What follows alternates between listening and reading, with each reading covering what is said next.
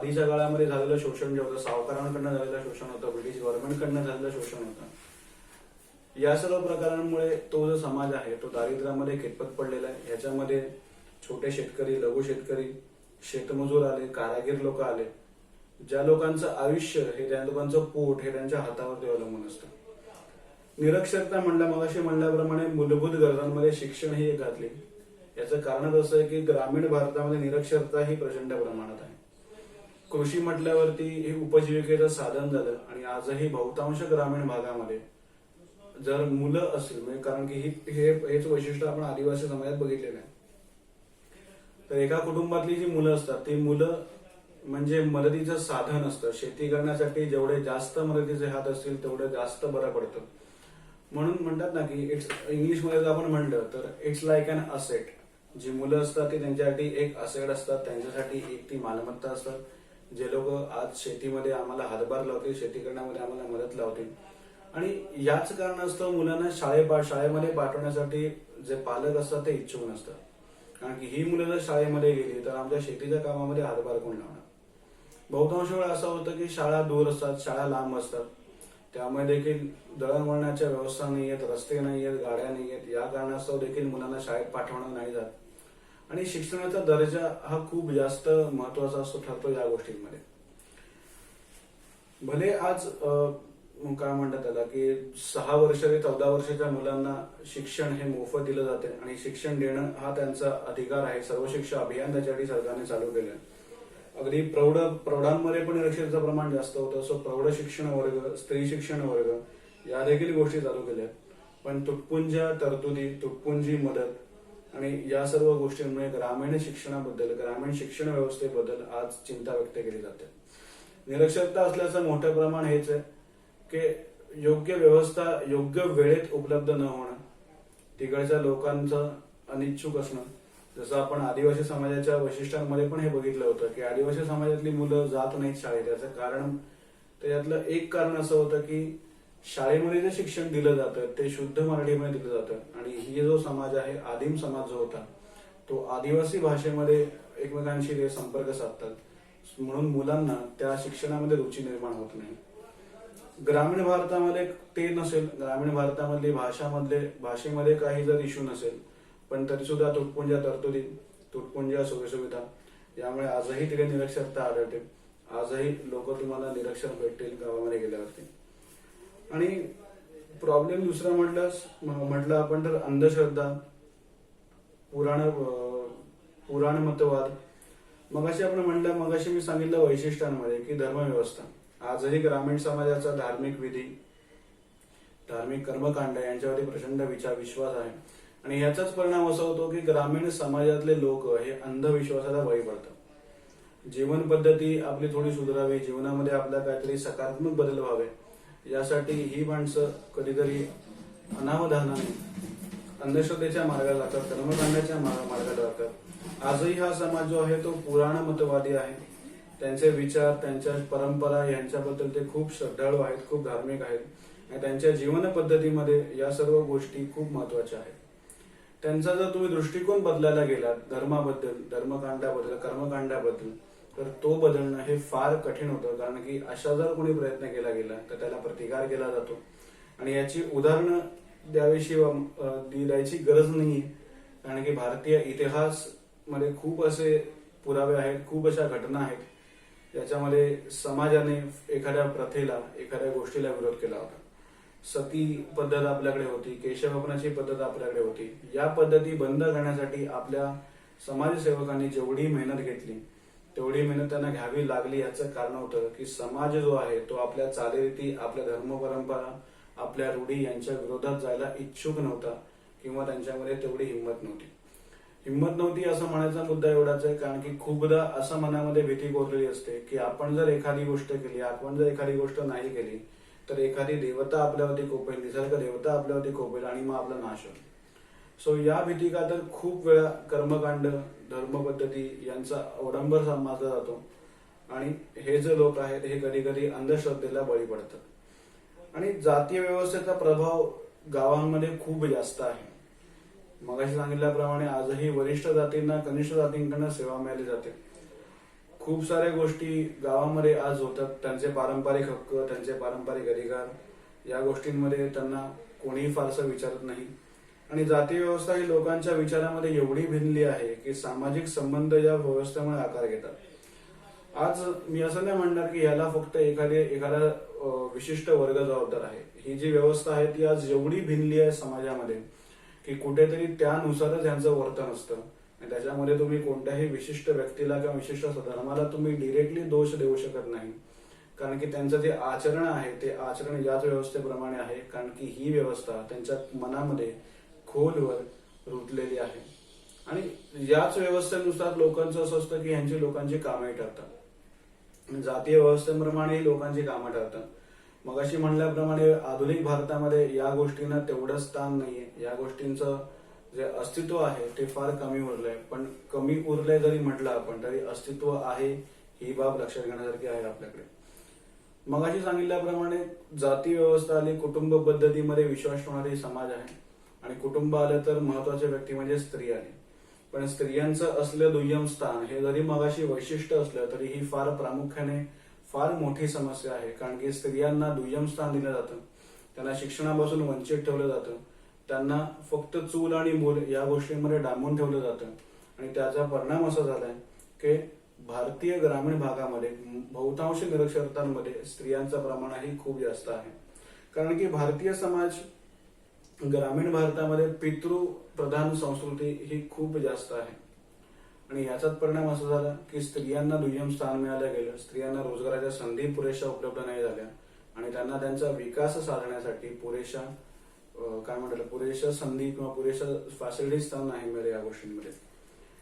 मगाशी म्हटलं आपण सुरुवातीला म्हटलं होतं की दारिद्र्याचं मूळ जे कारण होतं ते मूळ कारण होतं याच्यामध्ये तर कृषी व्यवस्था होती. कृषी व्यवसायावरती होणारा निसर्गाचा कोप, त्यानंतर शासनाकडनं मिळणाऱ्या तुटपुंज्या मदती या सर्व गोष्टींचा परिणाम होता. आणि बहुतांश शेतकरी हे अन्नधान्य विकत घेण्यासाठी, बी बियाणे विकत घेण्यासाठी सरकारकडनं, सावकारांकडनं कर्ज घेतात. आणि ज्या वेळेला शेतीवरती विपरीत परिणाम होतो निसर्गाचा, विपरीत परिणाम होतो एखाद्या रोगाचा, विपरीत परिणाम होतो एखाद्या गोष्टीचा, आणि जेव्हा त्या शेतकऱ्याचं प्रचंड नुकसान होतं त्यावेळेला त्या शेतकऱ्याची परिस्थिती अशी असते की ना तो 2 टाइमचं वेळेचं जेवू शकत आहे, ना तो घेतलेलं कर्ज फेडू शकत आहे. आज खूप सारे शेतकरी याच विवंचनेमध्ये अडकून पडतात, याच गोष्टीमध्ये अडकून पडतात आणि शेवटचा त्यांच्याकडे उपाय होतो शेतकऱ्यांची आत्महत्या. गेल्या 5 वर्षांमध्ये जर आपण आकडा बघितला तर प्रचंड प्रमाणात शेतकऱ्यांची आत्महत्या झालेली आहे. सरकार त्यांच्यासाठी प्रयत्न करत नाहीये असं नाही म्हणत आहे. खूप साऱ्या तरतुदी, खूप साऱ्या योजना, कर्जमाफी असेल या गोष्टी होतच आहेत. परंतु तरीही शेतकऱ्यांच्या आत्महत्येचं जे प्रमाण आहे ते प्रमाण मात्र कमी नाही होत आहे. कारण की शेतकरी हा कर्जबाजारी होतोय, शेतकरी हा हवालदिल होतोय आणि आर्थिक सुधारणांची गरज आहे. जसं या सुधारणांचा सकारात्मक परिणाम झाला तर या आत्महत्या त्यांचं प्रमाण नक्कीच थांबेल याची आपल्याला खात्री असते. शेती जर म्हटलं आपण तर शेती म्हटलं तर जसं आपल्याला आपण म्हणतो की महाराष्ट्राला किंवा भारताला जरी म्हणेल की आपण बंधुत्ववाद आपण म्हणतो. मगाशी आपण वैशिष्ट्यांमध्ये घेतलं की सामाजिक एकजिनसीपणा आहे, एकतेची भावना आहे, अनौपचारिकता आहे त्यांच्या वागण्यामध्ये. पण ही जी अनौपचारिकता आहे, हा जो बंधुभाव आहे, तो बंधुभाव सर्वांप्रती असला तर तो तुम्हाला फलदायी ठरतो. कारण की ग्रामीण भागामध्ये कौटुंबिक वाद ही फार मोठी समस्या आहे. आजही ग्रामीण भागामध्ये जमिनीच्या हक्कावरनं, मालमत्तेवरनं कौटुंबिक वाद होतात, कुटुंबाच्या कुटुंब उद्ध्वस्त होतात आणि एकत्र कुटुंब पद्धती आज विभक्त कुटुंब पद्धतीमध्ये बदलली आहे. त्याचं मूळ जे कारण आहे किंवा त्याचं म्हणेन मी एक वन ऑफ द कारण जे आहे ते कारण तुमचं आहे तर कौटुंबिक वाद. आज खूप साऱ्या कुटुंबामध्ये जमिनीच्या मालकी हक्कावरनं, बाकीच्या गोष्टींवरनं, जमिनीच्या छोट्या छोट्या तुकड्यांवरनं, वाटणीवरनं वाद होतात. 1-1 एकर सारख्या छोट्या छोट्या जागा असेल, या जागांची विभागणी 4-4, 5-5 भागांमध्ये करण्यात येते आणि त्या एवढ्याशा भागामध्ये तुम्ही शेती किती करणार, त्यात उत्पन्न किती कमवणार आणि तुम्ही तुमचं दारिद्र्य कसं कमी करणार. एकतेमध्ये ताकद असते ही गोष्ट जी होती ती ही गोष्ट कुठेतरी या वादांपुढे गळून पडते. त्या गोष्टीचं महत्व कमी होतं. कारण की या झालेल्या वादांमुळे जमिनीची वाटणी होते आणि तुमच्या वाट्याला जो तुकडा येतो त्या तुकड्यामधलं तुमचं उत्पन्न एवढं नसतं की त्या उत्पन्नामधलं तुम्ही त्या दारिद्र्याच्या ज्या वर्तुळामध्ये फिरताय ते वर्तुळ तुम्ही तोडू शकता. म्हणायला गोष्टी गेल्या आपण त्या म्हणायच्या गोष्टी किंवा करायच्या गोष्टी भरपूर आहेत त्याच्यामध्ये. समस्या सोडवण्यासाठी ग्रामीण समस्या ज्या मगाशी आपण डिस्कस केल्या आतापर्यंत की दारिद्र्य आहे, निरक्षरता आहे, अंधश्रद्धा आहे, जाती व्यवस्थेचा पगडा आहे, शेतकऱ्यांची आत्महत्या, स्त्रियांचा दुय्यम स्थान, कौटुंबिक वाद, या सर्व गोष्टी सुधारण्यासाठी खूप प्रयत्न केले जात आहेत आणि खूप प्रयत्न केले गेले. ग्रामीण विकासाचे प्रयत्न हे नाही म्हणता म्हणता देश स्वतंत्र झाला त्याच्यानंतर पासून सुरू झाले. आपण एक्झॅक्टली आकडा बघितला तर जवळजवळ सन 1950 पासून विकसनशील देशांमध्ये ग्रामीण भागातील सामाजिक बदल हा अभ्यासाचा महत्वपूर्ण विषय ठरला होता. जर मला विकसनशील देश व्हायचंय तर माझ्या ग्रामीण भागामध्ये सामाजिक बदल घडला पाहिजे, माझ्या गावाचा विकास झाला पाहिजे. कारण की जर गावाचा विकास झाला तरच कुठेतरी म्हणतील की माझा देश जो आहे तो विकासाच्या मार्गावरती आहे. आणि विकसनशील देशामध्ये राष्ट्रीय पातळीवरती खूप प्रयत्न केले जातात. असं नाही की प्रयत्न केले जात नाही. विशेषतः कृषी क्षेत्रासाठी देखील खूप साऱ्या योजना, खूप साऱ्या गोष्टी इकडे आणल्या जातात. आणि सामाजिक बदल हा कोणत्या दिशेने होत आहे याचा अभ्यास हे आपले समाजशास्त्रज्ञ करतात. आणि याचा अभ्यास करायचं कारण असं आहे, कारण असं आहे की या अभ्यासांचा जो अभ्यासामधनं जे आपल्याला काय म्हणतात की एक निष्कर्ष निघतो, त्या निष्कर्षावरनं मला कळतं की आपण ज्या योजना राबवतोय, आपण ज्या गोष्टी करतोय त्या गोष्टी योग्य मार्गाने जात आहेत का, ग्रामीण भागाचा खरोखर विकास होतोय का, या सर्व गोष्टी तिकडे मला महत्वाच्या ठरतात. सामाजिक बदलाचे, ग्रामीण बदलाचे चार जर प्रमुख प्रवाह आपण केले, चार जर प्रमुख काय म्हणतात की आपण वर्गीकरण केलं तर पहिलं म्हणेल कृषी आधारित समाजाचे उदरनिर्वाह अर्थव्यवस्थेपासून बाजारपेठ अर्थव्यवस्थेमध्ये जलद गतीने झालेले रूपांतरण. जर तुम्ही जुना काळ जर बघितला तर त्या काळामध्ये शेतकरी जो आहे तो उत्पन्न कमवायचा, ते केवळ उदरनिर्वाह चालावा, आपलं आयुष्य चालावं, आपलं जीवन चालावं या कारणास्तव फक्त शेती करायचा. कुठेतरी ते चित्र बदलत गेलं, कुठेतरी या गोष्टी बदलत गेल्या आणि उदरनिर्वाहाचं साधन जे होतं शेती, तीच शेती आज बाजारपेठेमध्ये बदलली गेली. आणि शेती हा बेसिकली म्हणायला गेलो तर हा एक व्यवसाय बनला, हा एक बिझनेस बनला, ज्यातून शेतकरी आज काही रुपये, काही उत्पन्न कमवायची इच्छा ठेवतो. पूर्वीच्या काळी आधुनिक तंत्रज्ञान वापरायला लोक तेवढे उत्सुक नव्हते. कारण खूप आहेत. लोकांकडे तेवढा पैसा नव्हता, लोकांकडे तेवढं शिक्षण नव्हतं, ती एखादी वस्तू, एखादं यंत्र कसं वापरायचं याचं शिक्षण नव्हतं. पण आज जर आपण बघितलं तर आधुनिक तंत्रज्ञानाचा सर्रास वापर होतोय आणि याची गती जी आहे ती खूप जास्त जलद आहे. आणि जमीनदारांसारखे जे मध्यस्थ होते त्या लोकांचं निर्मूलन करण्यात आलं. जो कसेल त्याची जमीन ही योजना जी सरकारने राबवली, त्या योजनेनुसार जो शेती करतो त्याची ती जमीन आहे. सावकार पद्धती, जमीनदारी पद्धती ही आपल्या इकडनं नामशेष करण्यात आली आणि कुठेतरी त्याचा शेतकऱ्यांना फायदा होत गेला. जो शेतकरी आधी एखाद्या सावकाराकडे खितपत पडला होता, आज त्याला त्याची जमीन परत मिळाली आणि तो त्याच्या जमिनीमध्ये आज शेती करतोय आणि उत्पन्न कमवतोय. आणि शहरी आणि राष्ट्रीय संस्थांशी संपर्क असलेल्या विविध संघटना आणि संस्थांचा उदय झाला. आज खूप साऱ्या संस्था, खूप साऱ्या संघटना या राष्ट्रीय पातळीवरती, शहरी पातळीवरती काम करतात. गावातल्या शेतकऱ्याला आज ते एका राष्ट्राशी जोडायचं काम करतात. गावातलं जे उत्पन्न आहे, शेतीमधनं मिळणारं जे उत्पन्न आहे, ते उत्पन्न आज शहरांपर्यंत पोहोचवायचं काम करतात, जेणेकरून शहरांसोबतच गावाचा देखील विकास व्हावा. हे चार प्रवाह मूळत आहेत. या चार प्रवाहांचा जर आपण विचार केला तर आपल्याकडे एक शास्त्रज्ञ होऊन गेले किंवा आपण समाजशास्त्रज्ञ म्हणून एक माणूस होऊन गेले, A.R. देसाई यांची जी मतं आहे त्यांच्या मतांचा जर आपण विचार केला तर प्रशासनाच्या प्रयत्नांमुळे ग्रामीण समुदायात परिवर्तन झाले हे मात्र लक्षात येते. कारण की 1950च्या नंतर आपण प्रयत्न केले आणि त्या प्रयत्नांचं फळ जे आहे ते आपल्याला मिळालं. सर्वांगीण विकास, समुदाय विकास कार्यक्रम यांसारखे कार्यक्रम आखले गेले. आणि सन 1957 मध्ये मगाशी बोलल्याप्रमाणे बलवंतराय मेहता समिती जी होती त्या समितीने पंचायत राज व्यवस्थेची सुरुवात केली. आणि या सुरुवातीमुळे कुठेतरी एक म्हणतात ना, एक कुठच्यातरी प्रशासन झालं, एक घडी बसली गेली, जेणेकरून शेतकऱ्यांना त्याचा फायदा झाला. कारण की ही जी पंचायत राज समिती होती ती 3 स्तरांमध्ये विभागली गेली होती. एक जिल्हा परिषद, एक पंचायत समिती आणि ग्रामपंचायत. जर तुम्हाला एखाद्या गोष्टींची दाद मागायची असेल, एखादा तुमच्यासाठी अन्याय अत्याचार झाला असेल तर तुम्हाला वेगवेगळ्या स्तरांमधून मदत मिळत होती आणि कुठेतरी ह्याचा जो उपयोग होता तो ग्रामीण विकास साधण्यासाठी झाला. सन 1979 मध्ये समुदाय विकास कार्यक्रमाऐवजी एकात्मिक ग्रामीण विकास कार्यक्रम राबवण्यात आला.